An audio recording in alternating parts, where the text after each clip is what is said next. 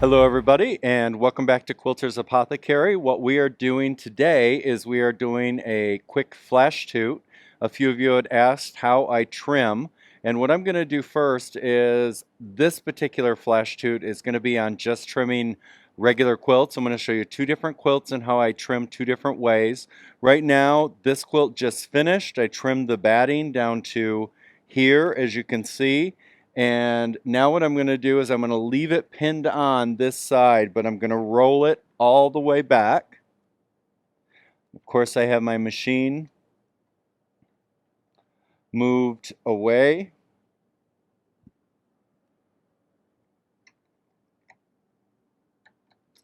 And I'm simply going to roll this all the way back.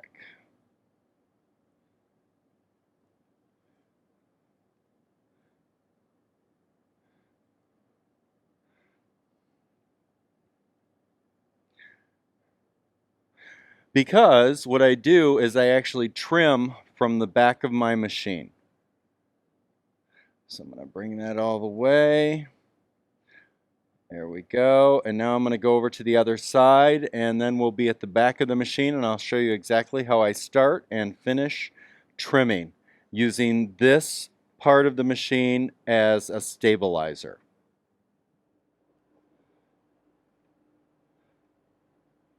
Next, what I'm going to do is I'm going to go ahead and unpin. Obviously, you know that I pin quilts on. If you use the leader grips or the red snappers, you would simply take off the top of the red snapper.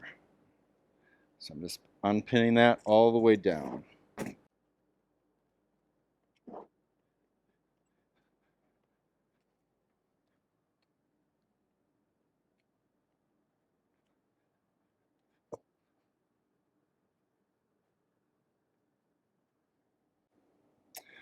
Okay, now I'm going to go ahead and I'm going to roll up my leader, get that out of the way.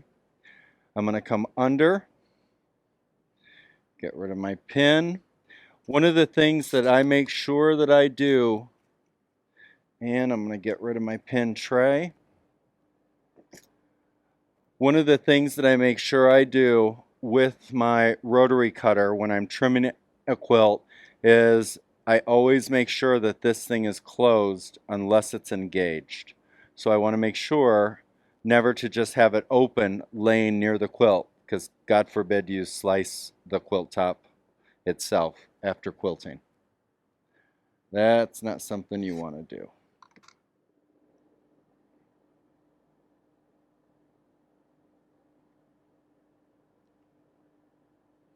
Line it up, over. And one of the things that I like is since it's on that back roller, I don't have to worry that anything's tucked under, and I'm going to get the quilt itself. So now, once I've got that edge, what I'm going to do is I'm going to line this up, and you can do either way. And it's going to depend whether or not you're left or right-handed. If you're left-handed, you may want to start down at the other end. As a right-handed person, I'm going to start here. I'm going to line that up.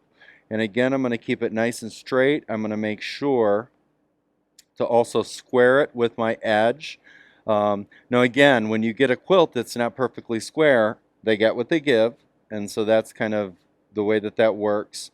But with this particular quilt, it's pretty darn square. It's almost perfect. So I'm just going to line that up. I'm a quarter inch, almost a quarter inch away. I'm going to trim, and then I'm simply going to follow that all the way down. I'm going to slide my mat, move that, and then simply continue all the way down the quilt.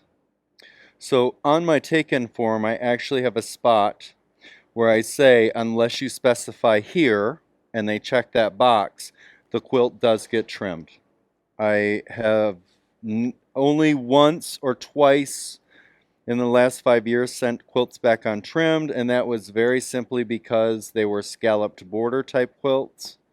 So they were specialty quilts where I would rather have the client do it themselves. But most of the time, well, almost all the time, I go ahead and I trim the quilts because I have the room and the table. And then if they want to micro trim it, then I've left them enough extra room where they can. Now, most of my clients actually like that little bit of extra, the eighth inch or so, because they like to give it a nice uh, thick binding. Not thick binding, but they like to fold over just a little bit and get a full binding. Okay, now before I do that last cut, I'm going to go ahead, I'm going to square that off.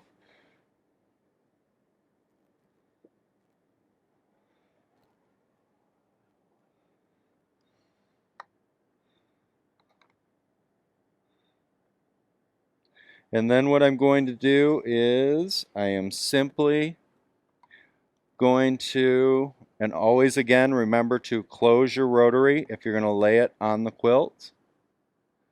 They save their scraps. The scraps go back with them. I'm going to pull. I have my roller released on the other side, so that's going to pull. And now I'm going to start here, and I'm just going to bounce back and forth between the two sides as I roll, trimming the sides of the quilt.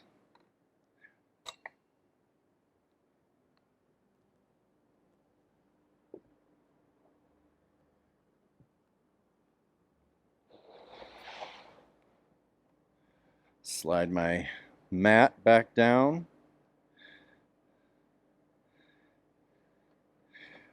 Of which I need new mats. I just told Mr. Ritchie today I need new mats.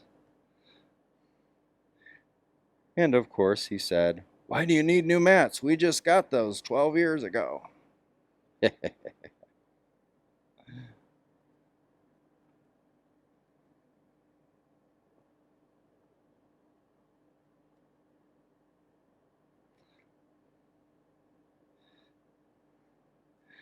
We'll know his sense of humor if he edits that out. Okay, and again, I'm just going to bounce back and forth.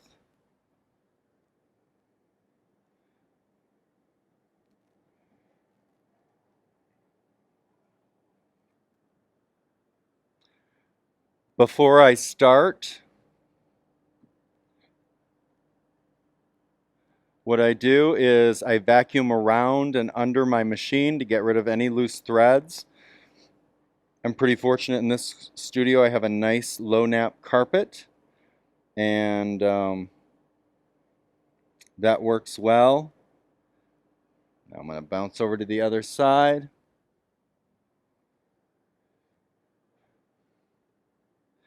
But I also have a Great Dane and a Shepherd mix in the studio they have designated places they're allowed in the studio. But I like to keep my floor vacuumed every day. That way I don't get hair on anybody's quilt.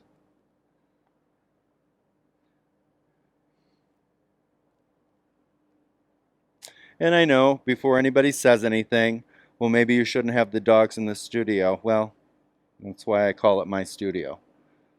I like having my dogs in my studio because I'm in my studio 14 hours a day. And that's kind of the way that works.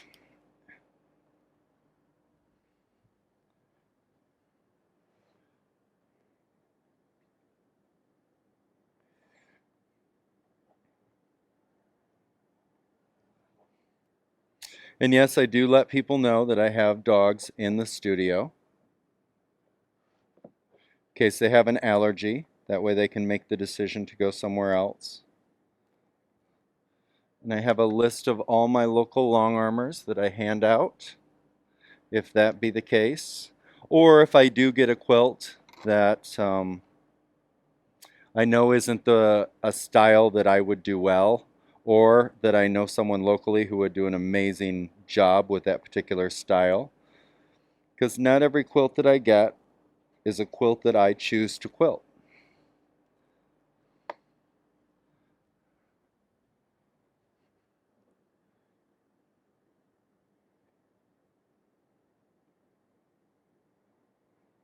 And of course, we're talking custom with that.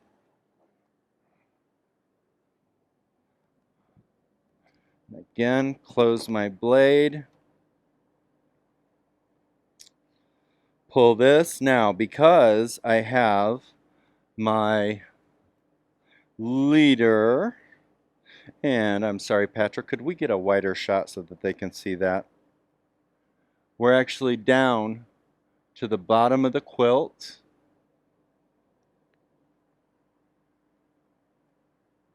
Here. And a little bit wider if we could. And then over there you can see what I'm doing is I'm still attached on that leader, so everything is staying stable and it's not going to fall off the quilt. It's still being held. Now I'm going to show you in the next clip here how I trim a smaller quilt. And what I usually try to do with my edge to edge is I'll do a bunch of edge to edge throughout the week when I'm bouncing back and forth between my edge to edge and my custom. And then what I do is I have like a trimming morning and I trim all my quilts that morning. Now I'm going to go down to the other side. And this particular quilt, the reason you see this blue is she only gave me about an inch on each side, inch and a half. So I had to sew on strips.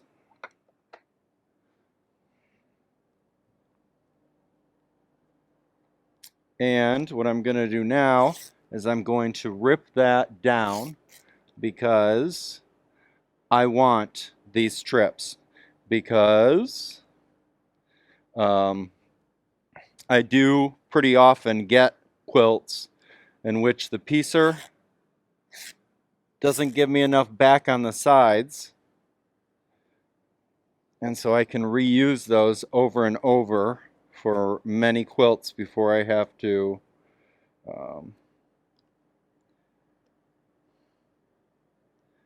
cut more fabric off my wide bolt fabric. And I buy inexpensive wide bolt fabric to use just for that.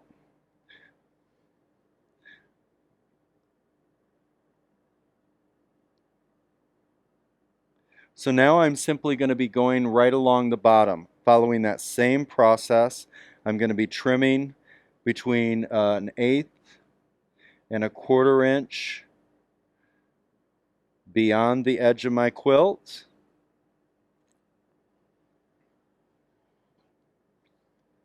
Slide down.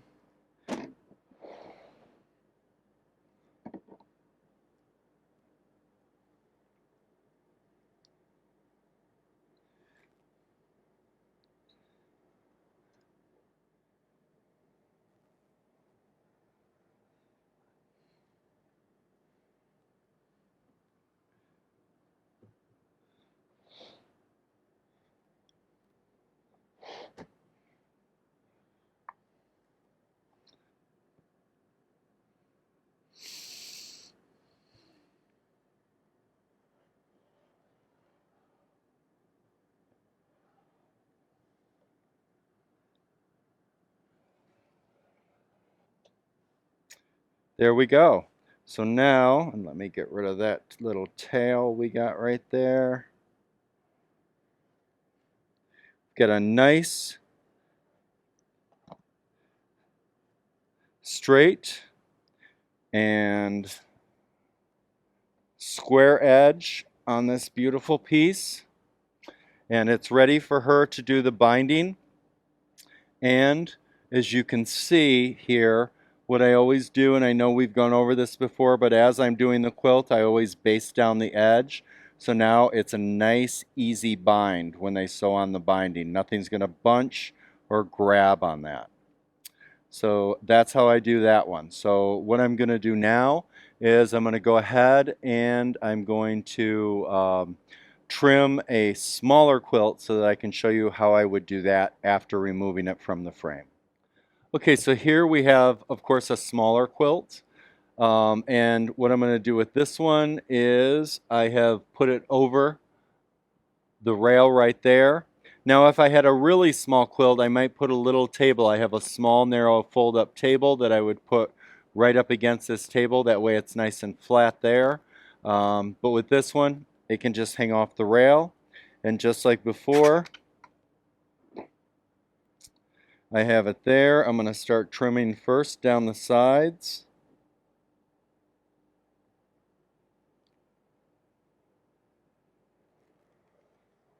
Again, I'm going to leave just a little bit.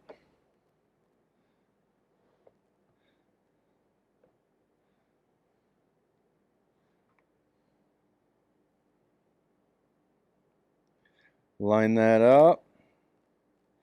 Leave about 1/8 of an inch.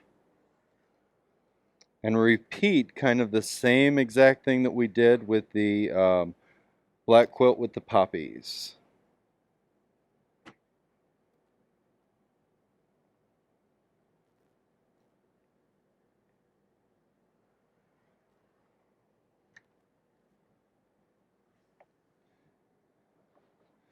Slide that mat over.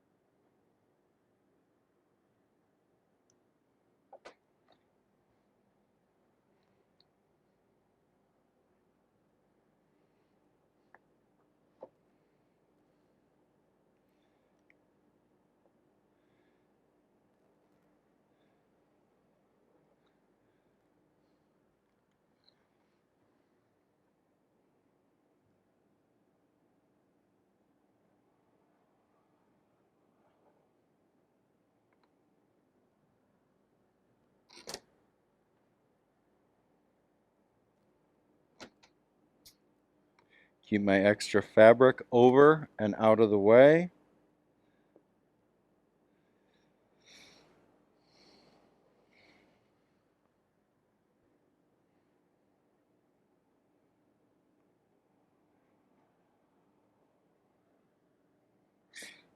And now, simply because of the size of the quilt, I'm going to take it and flip it.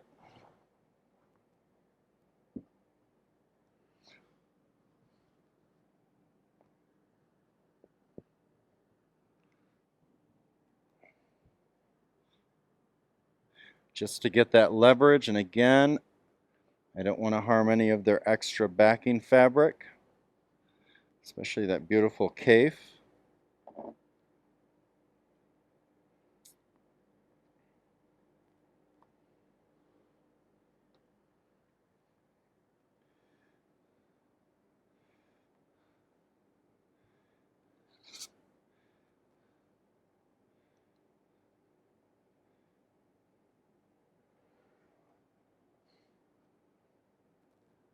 And what I like to do at this point is I like to kind of examine the quilt back just a little bit and see which way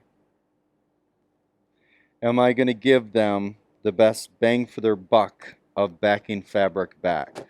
So for example here, this whole line would be wider and of more value than the side. So I'm going to go ahead now and cut all the way across rather than bringing this and cutting this down all the way, because that's a nice piece of fabric that they can use in their piecing.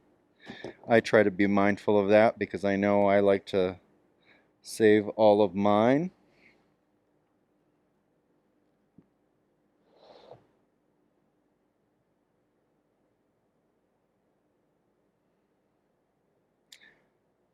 The one warning that I can give is never trim a quilt where you have part of it folded under. God forbid. Early on, I think I took off somebody's corner of their quilt. Thank God it was one of my best friends, and she was very cool about it. And we actually cut a square out of both corners and it fit on her bed perfectly. That will never happen again. So, learn from our mistakes rather than making them yourself.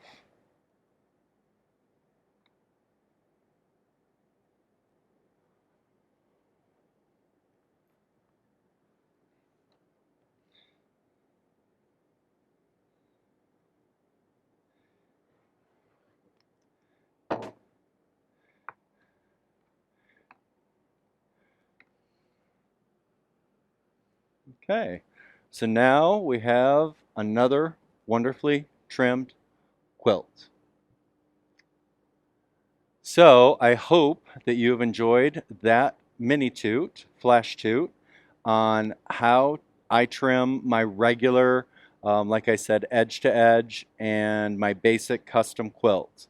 If I were doing a show quilt, I would do it differently. I would have it on the floor. I would be using squares and other tools and be down on the floor doing it. So we shall see you down the road. I will make sure that when I have a show quilt that I actually do a tutorial on that. Take care of yourselves, take care of each other, and we shall see you later.